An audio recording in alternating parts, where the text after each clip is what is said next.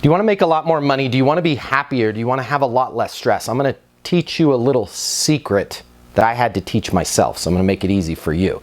This is really easy to understand, but it's kind of difficult to put into practice. I want you to start getting in the habit of making decisions and not looking back. Hey, I'm not going to do any more freelance work for less than $10,000. I'm always going to work out for at least 1 hour every day.